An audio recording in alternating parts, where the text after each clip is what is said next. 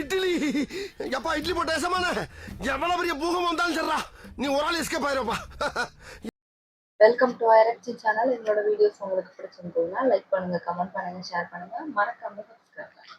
Okay, இப்போ என்ன video பார்க்க போறோம்? எம்டிஎன் சேனல் தான் பார்க்குறோம். ரீசன் ஆஃப் பார்க்கலாம். வணக்கம். வாய்ஸ் கொஞ்சம் குறைவாக இருக்கும். லைட்டா ஃபீவர் வர மாதிரியே இருக்குது. ஜுரம் வந்துடும் போல. தண்ணியா குடி. Welcome to memes reaction. இந்த பிக் பாஸ் உலகத்தை விட்டு வெளியில வந்து ஒரு வீடியோ. இப்ப ரீசெண்டா நம்ம ரேசிங் ஸ்டாரோட, அதாவது ரேசிங் ஸ்டார்னா யாருன்னா டிடிஎஃப் வாசன், அவரோட புது படத்தோட டீசர் வந்திருக்கு. எப்பா இந்த படமாச்சும் ரிலீஸ் ஆகும்டா. இந்த டீசரை பார்த்த பிறகு நம்பிக்கை வந்துடுச்சு, ரிலீஸ் ஆகிடும். ஆமா, இன்னொரு டேரக்டர் ஒருத்தன், அவன் பேர் கூட செல்லம். அவன் இப்ப யார ஸ்கேம் பண்ணிட்டு இருக்கானோ. செல்லம் அவர் காணாம. டீசரை பார்த்துடலாம். உனக்கு ஒரு பொண்ணு பிடிச்சிருந்தா எப்படி ப்ரப்போஸ் பண்ணுவ? எல்லாரும் ரோஸ் கொடுத்து தான் ப்ரப்போஸ் பண்ணுவாங்க. ஆனா அண்ணா என் மனசையே கொடுக்குறீங்க உங்களுக்கு. என்ன ஒரு டயலாகுங்க. ரோஸை கொடுத்து ப்ரப்போஸ் பண்ணுவாங்க, மனசை கொடுத்து ப்ரப்போஸ் பண்றேன். இங்க பாருங்க, ரேசிங் ஸ்டார் டிடிஎஃப் வாசன். சரி, ஓகே. ஓ அப்படியா? இதெல்லாம் பூமர் ஸ்டைல். இப்போ யார் ஸ்டைல் பாரு. எல்லாருமே நல்ல நல்ல ஆக்டர்ஸா நடிச்சிருக்காங்க. யாரு இது? யாருக்கு தெரியுமா? கிஷோர் நல்லா எடுத்துருக்கான். இவர் நல்லா எடுத்துருக்கான். ஆட்டத்தை சரியா முடிக்கணும்னா ஓட்டத்தை எப்ப வேகப்படுத்தணும்னு தெரியணும். டீசர் உண்மையா தான் சொல்றேன். இன்னொரு முறை தப்பு நடக்கூடாது. ஓகே மாமா. அந்த லவ் டயலாக் தான் கொஞ்சம் ஒரு மாதிரியா தோணுச்சு. மற்றபடி ஓகே தான். எல்லாருமே நல்ல நல்ல ஆக்டர்ஸா நடிச்சிருக்காங்க. கிஷோரா இருக்கட்டும், ஜான் விஜயா இருக்கட்டும், சிங்கம்புலி, போஸ் வெங்கட், இன்னும் அபிராமி. ஸ்டோரி மட்டும் நல்லா இருந்துச்சுன்னா படம் உண்மையாவே ஹிட்டு தான். டிக்கெட் வேற கிடைக்குமான்னு தெரியலடா. டீசர் பார்த்த பிறகு படம் எப்படா ரிலீஸ் ஆகும் ரொம்ப வெயிட் பண்ணிட்டு இருக்கேன். கண்டிப்பா நான் ரிவ்யூ பண்ணுவேன்டாங்க. ஃபர்ஸ்ட் டே ஃபர்ஸ்ட் ஷோ பார்த்துட்டு ரிவ்யூ பண்ணுவேன். அதுக்காக தான் நான் வெயிட் பண்ணிட்டு இருக்கேன்.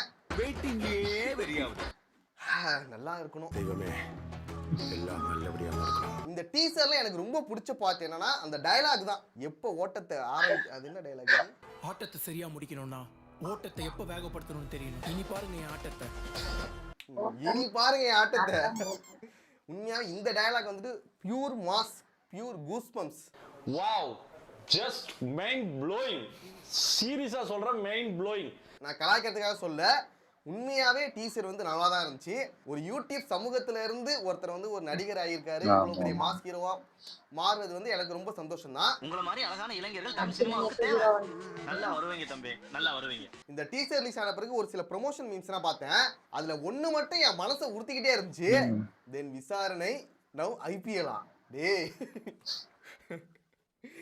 விசாரணை படத்தோட இந்த படத்தை கம்பேர் பண்றீங்களா? ஏன்டா? இல்ல சோறு தான திங்கற, இல்ல வேற ஏதாவது திங்கறியா? விசாரணை எப்படிப்பட்ட படம்? அத வந்துட்டு மனசாட்சின்னு ஏதாவது இருந்துச்சுன்னா இந்த மீம் கிரியேட் பண்ணிருப்பீங்களா? ஏன்டா கொஞ்சமாவது மனசாட்சியோட தான் பேசுறியா? இதுல என்ன லாஜிக் இருக்கு? படம் ரிலீஸ் ஆன பிறகு ஒரு இந்த மாதிரி மீம் வந்தா கூட ஏத்துக்கிற மாதிரி இருக்கும். அந்த டீசரை பார்த்துட்டு எப்படியா யோசிங்க? ஓ, கிஷோர் நடிச்சிருக்கனால இது வந்து விசாரணை மாதிரி வரும் அப்படின்னு சொல்லிட்டு நினைச்சிருக்காங்க போல. எதுவா இருந்தாலும் படம் ரிலீஸ் ஆன பிறகு நம்ம பேசிக்கலாம். அது வரைக்கும் வேணாண்டா, தயவு செஞ்சு காலில் கொண்டு விழுகிறேன். ஒருவேளை விசாரணை படத்துக்கே டஃப் கொடுத்துச்சா என்ன பண்றது? இந்த வாரத்துல மட்டும் எவ்வளவு செலிப்ரேஷன். தீபாவளி ஒரு பக்கம், டிடிஎஃப் வாசனோட ஐபிஎல் படத்தோட டீசர் ஒரு பக்கம், அப்புறம் நம்ம பாலையாவோட அகண்டா 2 டீசர் வேற. எவ்வளவு சந்தோஷம். அப்படியே வந்துகிட்டே மாட்டினா மொத்தமா மாட்டுவானுங்க, இல்லாட்டி ஒருத்தனும் சிக்க மாட்டான். எவ்வளவு அதிர்ச்சி, என்னால தாங்க முடியலடா. அகண்டா 2 படத்துக்கும் நான் வெயிட் பண்ணிக்கிட்டு தான் இருக்கேன். பார்க்கலாம். எந்த சவுண்டுக்கு சிரிப்பேன், எந்த சவுண்டுக்கு வெட்டுவேன்னு எனக்கே தெரியாது. உன்னால நினைச்சு கூட பார்க்க முடியாது. மரண வெயிட்டிங் தான். வெயிட்டிங்கே வெறியாவது. அடுத்து ஒரு சில மீம்ஸ் தான் இருக்கு, அதை பார்த்துடலாம்.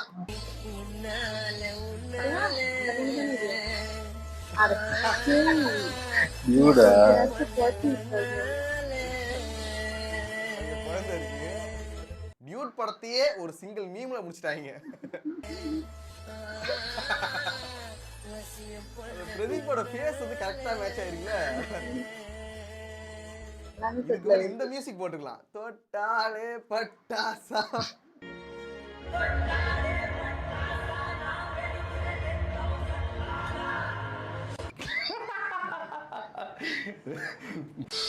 பிரதீப் ரங்கநாதன் இன் டியூட். முதல்ல கடவுள் கொடுத்த வரப்பிரசாதம் கலை எல்லாமே நம்மளாக எதுவும் உருவாக்குறது இல்லை, எல்லாமே கடவுள் கொடுத்தது. உங்களுக்கு ஒரு டேலண்ட்டை கொடுத்துருப்பாரு, அவருக்கு ஒரு டேலண்ட் கொடுத்துருப்பாரு, அவர் கேமரா எடுக்கிற டேலண்ட் கொடுத்துருக்காரு, எனக்கு இந்த ஸ்டைலை கொடுத்துருக்காரு. ஜிபே இருக்குங்க, நம்ம எப்போ வரோம் இப்படி வர வேண்டிய நேரத்துக்கு வர வேண்டிய இடத்துக்கு கரெக்டாக அடிக்கடி வந்து அந்த மாதிரி ஒரு அவரோட திறமையை காட்டுவாரு. எல்லாமே ஸ்டைல் தான் நடக்கிறது. போட்டதெல்லாம் வந்து சூப்பரா பண்ணாரு. கடைசியில போகும்போது மீண்டும் சந்திப்போம்ன்றது அந்த சொல்லு வார்த்தையே ஒரு மாதிரியா இருக்கு. அது ஒரு ஸ்டைல. ஆக்சுவலா இது எனக்கு மட்டும் தான் தோணுச்சு நினைச்சிட்டு இருந்தேன். ஆனா நிறைய பேருக்கு ஃபீல் ஆயிருக்கு போல. பிரதீப் ரங்கநாதன் அந்த படம் முழுக்க இப்படிதான் பண்ணிட்டு இருப்பாரு. எப்பாடு எல்லாத்துக்குமே ஸ்டைலு. ஏதாவது ஒரு முக்கியமான சீன்ல எப்பயாச்சும் இருந்தா பரவாயில்ல, எப்ப பார்த்தாலும் ஸ்டைலா என்னடா பண்றது? ஏன் இப்படி பண்ணீங்க? ஏன் அந்த கேரக்டர் ஏன் இப்படி பண்ணீங்க? டிராகன் படத்துல கூட சிகரெட் இப்படி தூக்கி போற மாதிரி ஒரு ஸ்டைல் பண்ணிருப்பாங்க, அது எப்பயாச்சும் ஒரு நல்லா இருக்கும். ஆனா இந்த படத்துல எல்லாத்துக்குமே ஸ்டைலு. ஆனா வெறுத்துட்டேன்டா. எப்பயாவது ஓகே, எப்பவுமே இப்படி ஹெல்மெட்டை மாட்டும் போது ஸ்டைலு, பால் பாக்கெட் பிக்கும் போது ஸ்டைலு, ரிமோட் எடுக்கும் போது ஸ்டைலு, செல்ஃபி எடுக்கும் போது ஸ்டைலு, சாக்லேட் எடுக்கிறது ஒரு ஸ்டைலு, அதை பிக்கிறது ஒரு ஸ்டைலு. கூலி படத்துல நம்ம தலைவர் வந்துட்டு செல்போனை எடுத்து சக்க சக்க சக்கன்னு அழுத்தி அவரையே தோன்றீங்க பாவம். அதுவே காமெடியா தான் இருந்துச்சு. அவருக்கே இப்படி அதே போல இவர் படம் முழுக்க பண்ணிட்டு இருக்காரு. நீ ஏன் இப்படி நடக்கிற? உனக்கு என்ன பைல்ஸா? இல்ல styles. Dude movie OST leaked. ஊரும் பிளட் ஃபர்ஸ்ட் சிங்கிள், ஊரும் பிளட் லவ் வெர்ஷன், ஊரும் பிளட் மாஸ் வெர்ஷன், ஒரு பாட்டாச்சு ஒரு சேட் வெர்ஷன், ஊரும் பிளட் ஹாப்பி வெர்ஷன், ஊரும் பிளட் சும்மா வெர்ஷன், ஊரும் பிளட் ஸ்லோவர் வெர்ஷன், ஊரும் பிளட் அன்பிளக்டு, ஊரும் பிளட் ஒன் லாஸ்ட் டைம், ஊரும் பிளட் கடைசியா ஒரு தடவை. மாஷா அல்லாஹ், ஊரும் பிளட் வச்சே ஒரு படம் முழுக்க ஓடிட்டான்டா.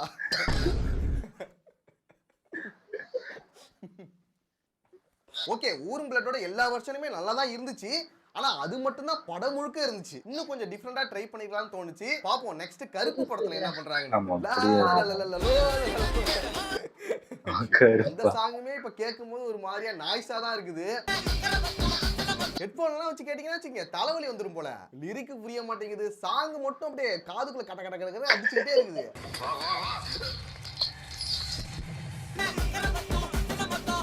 கார்த்திக் போட்டேன், ஆனா கேட்கவே முடியல. எல்லா இன்ஸ்ட்ருமெண்ட்டையும் போட்டு அட்டி அட்டின்னு அடிச்சு காதை வெடிச்சிரும் போல. அதுக்கப்புறம் அந்த சாங்கை கேட்கணுங்கிறதே எனக்கு தோணல, அப்படியே ஒதுக்கியே வச்சுட்டேன். இதுக்கப்புறம் ஏதாவது ட்ரெண்ட் ஆக்கி ஏதாவது ரீல்ஸ்லாம் போட்டு கிடப்பாங்க, அதுக்கப்புறம் கேட்க பிடிச்சதுன்னா பார்க்கலாம். One song for all situations இந்த மூவி. சோகமா இருக்கீங்க இந்த சீன்ல. அது இவ்ளோ சோகம் இல்லைங்க, கொஞ்சம் ஜாலியா இருக்கீங்க. கூடவே சிரிப்பு இருக்கும். அதுக்கு காரணம் குற உணர்வு. அதுக்கு என்ன கொலகுத்தம் பண்ற மாதிரி பாக்குறீங்க? அவ்வளவு பெரிய குத்தம் இல்லைங்க இது. சின்ன வயசுல நீங்க பண்ண மன்னிக்க கூடிய கலகலப்பான சந்தோஷமான ஒரு சிம்பிளான குத்தம். என்ன இப்படி கூத்தடிக்கிறீங்க? இவ்வளவு சந்தோஷம் கூடாதுங்க. அதோட டியூட் படத்துல OST ரிலீஸ் ஆகட்டும்டா, அதுக்கப்புறம் இருக்குடா.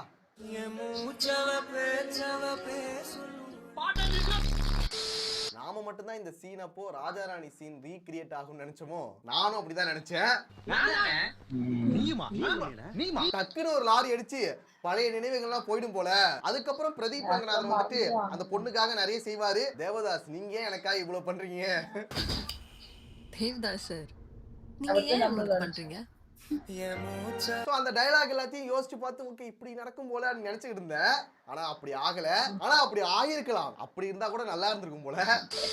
பார்க்கும்போது அதுக்கு இந்த பொண்ணு ப்ரப்போஸ் பண்ணாதான் இந்த சீன் எல்லாமே லேண்ட் ஆகும். ஆக்சுவலா அதில் ஒரு டயலாக் கூட வரும், இந்த நீனடி விட்டு படத்துல வர்ற மாதிரி உட்காந்துருக்கு. கரெக்ட், நான் கேட்கலாம்னு நினைச்சேன் உங்களை. எனக்கு முழுசா உட்காரல. எனக்கு புரியுது, எனக்கு அதை என்னால புரிஞ்சுக்க முடியுது. நான் எனக்கு என்ன கொஞ்சம் எங்க இருந்து வரேன்னு மட்டும் சொல்லிடுறேன். ரொம்ப பொலிட்டிக்கலி கரெக்ட் ஸ்பேஸ்ல இருந்து நான் வரல. நான் எங்க இருந்து வரேன்னா அது ரொம்ப ப்ரூட்டலா இருந்துச்சு. ஆமா, உன் ஃப்ரெண்டு தானே, ஏன் உன் ஃப்ரெண்டை நீ இப்படி பேச வேண்டிய அவசியம் இல்லையேன்னு தோண வச்சுதுங்க. எனக்கு தெரியல. இப்ப நான் இருக்கும்போது, என்னோட நண்பர்கள் கூட இருக்கும்போது, நான் பார்க்கும்போது, இல்ல இன்டர்நெட்ல இதை பத்தி பேசுறவங்களே அவங்க ஃப்ரெண்ட்ஸ் கூட எப்படி இருப்பாங்க அப்படின்னு எனக்கு யோசிக்கும் போது இதெல்லாம் இன்னைக்கு ரொம்ப நான் நார்மலைஸ் பண்ணல. ரொம்ப நார்மலா இருக்கு. நாங்க ஜாலியா தான் பேசிப்போம். ஆனஸ்ட்டாக இங்கே இருக்கிற எல்லா ஃப்ரெண்ட்ஸுமே அவங்க ஃப்ரெண்ட்ஸ் கூட என்ன பேசுவாங்கன்னு ஒரு நிமிஷம் யோசிச்சு பார்த்தா எல்லாமே தெரியும். எனக்கு படம் பார்க்கும்போதே தோணுச்சு இதெல்லாம் காமெடியாடா, காமெடி இல்ல காமெடி நினைச்சு வச்சிருக்காங்க போல. ஆனா அது ரொம்ப ஆக்வர்டா ரொம்ப கேவலமா இருந்துச்சு. ஜோக் ஜோக் இல்ல இல்லையா? நான் கூட நினைச்சேன் ஃபர்ஸ்ட் டேக்கு அப்புறம் இந்த டயலாக மாத்திருவாங்கன்னு, மாத்தவே இல்லை. 21 கீர் இருக்கணும். என்ன முழிக்கிறீங்க மாமா? உங்களுக்கு ஒரு 45 வயசு இருக்குமா? இங்கிருந்து ஒரு 4 தெரு தள்ளி போய் கேட்டா உங்க பேர் தெரியுமா? 15 வயசு. உலகம் பூரா தெரியும். பிரதீப் வந்து தொடர்ந்து வெற்றியா கொடுத்துட்டு இருக்காரு. அடுத்து எல்லைக்கு வேற வருது, அதுவும் ஹிட்னா ஒன்றும் பண்ண முடியாது. ஆனா பிரதீப் ரங்கநாதன் படங்களை பொறுத்த வரைக்கும் இந்த சிம்பத்தி மட்டும் வேணான்னு தோணுது. ஆல்ரெடி நிறைய பண்ணிட்டீங்க, இதுக்கப்புறம் வர படங்கள்ல பண்ணாம இருந்தா நல்லா இருக்கும். உங்களுக்கு ரஜினி சார் நடிச்சதுல என்ன படம் ரொம்ப பிடிக்கும்? ரஜினி சார் நடிச்சதுல எனக்கு வந்து இந்த படம் என்ன படம், வேட்டையின் படம் சூப்பர் ஹிட். வேட்டையின் தான் எனக்கு பிடிச்ச ரொம்ப ஒரு ஹீரோயிசமா இருந்தது. நான் பார்க்கல. எந்திரன் 2.0 எந்திரன் 1.0 எந்திரன் 2.0 அந்த படம் சூப்பர் படம். குசேலன் அந்த படத்துக்கு போகும்போது சூப்பர் ஸ்டாரோட எவ்வளோ நல்ல படம் இருக்கு. வேட்டையை தான் ரொம்ப பிடிச்சிருக்கான். ஒரு ரீசெண்டா ரிலீஸ் ஆன படத்தை போல. மெல்ல விடை கொடு மனமே, இந்த நினைவுகள் கனமே, ராமண்ணே செல்கின்றோம் தூரம்.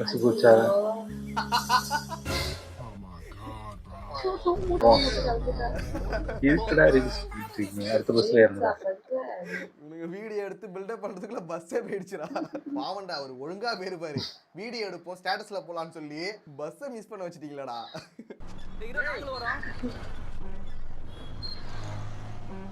இதெல்லாம் பார்க்கும்போது தீபாவளிக்கு ஊருக்கு போறதா ஞாபகத்துக்கு வருது. ஓகே வேணாம், அந்த கதைக்கு போனா ரொம்ப பேசிடுவேன், வேணாம். நேரம் போறதே தெரியாது, இன்னொரு நாளைக்கு பேசிக்கலாம். சம்பவக்காரன் 2022 கிராக்கர். தீபாவளியில மொத்த பேரி கதற விட்டோம்ல. எப்பா இந்த கிராக்கரை வச்சு ஏகப்பட்ட வீடியோ பார்த்தேன், நல்லா தான் போயிட்டு இருக்கு. தமிழ் டொமின் வெடிக்குது.